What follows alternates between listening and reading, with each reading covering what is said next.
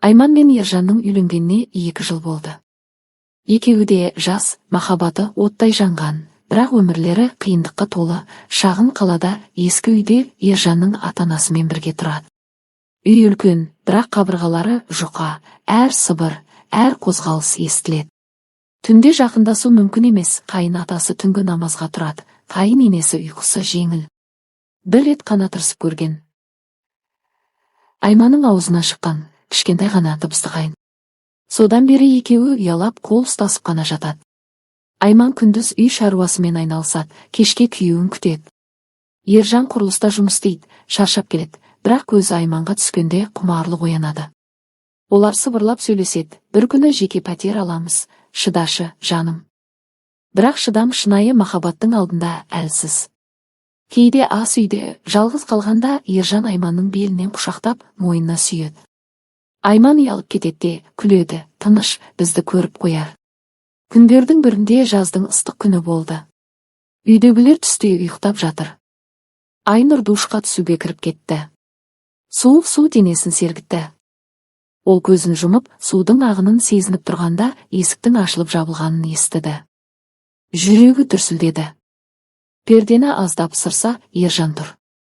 Жейдесіз, терлеп. Неғып келдің мұнда? Деп сыбырлады Айман. Шыдай алмаймын деді Ержан даусы қарлығып. Бәрі ұйықтап жатыр. Ол ішке кіріп есікті құлыптады. Бұл будақтап тұр. Айманның денесі су тамшылармен жылтырап тұр. Ерлан оны құшақтады. Алғашқы рет осылай жасырын, қорқыныш аралас. Айман қарсылық танытпады, керісінше күйеуінің мойнына асылды.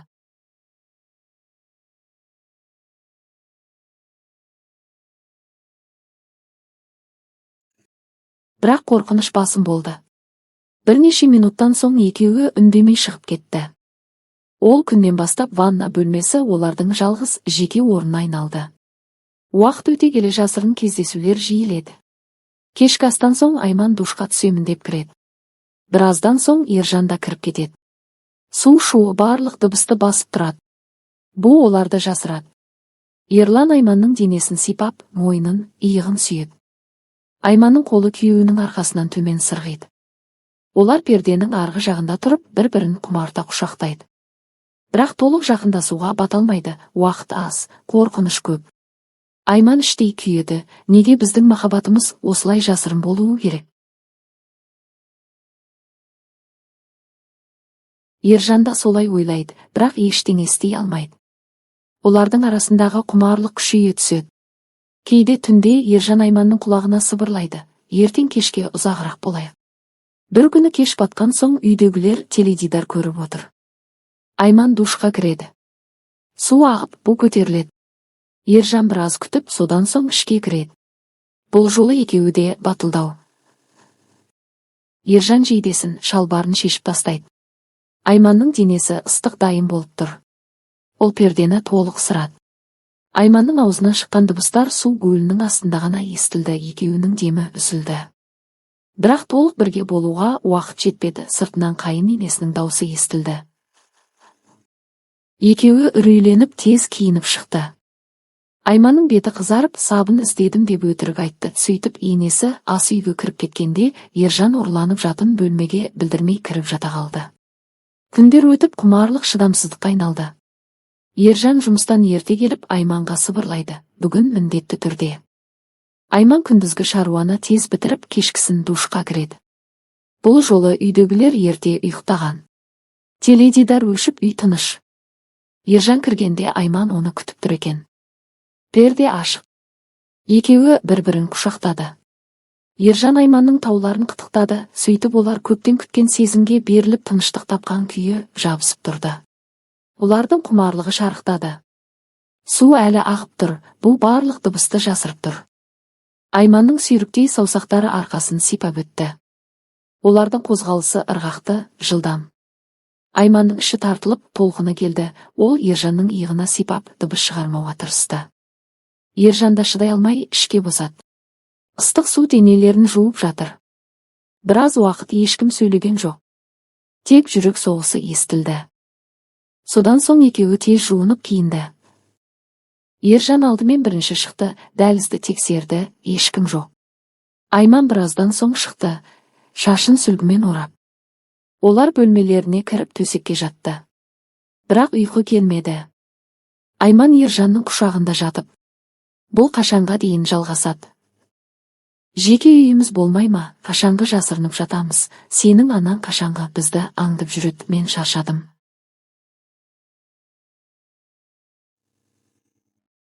Болат, шыдашы. Мен қосымша жұмыс істеп жатырмын.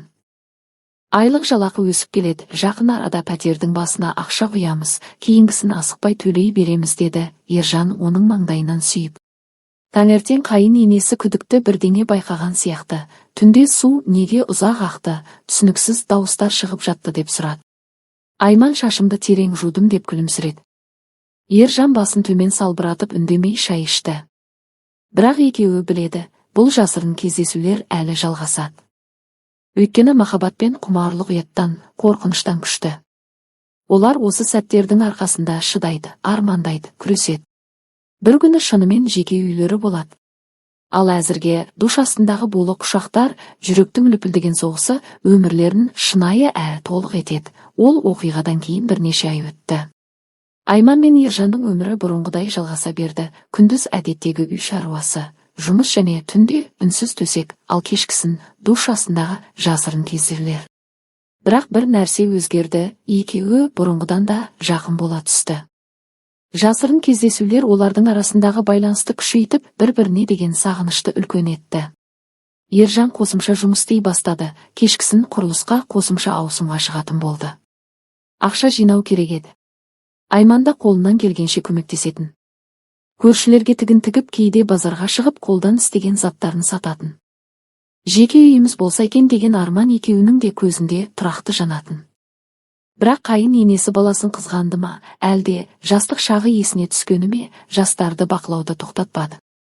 Бір күні қайын енесі тікелей Ержанға айтты: балам, келін суға көп түседі, ақшаны құртып жатыр.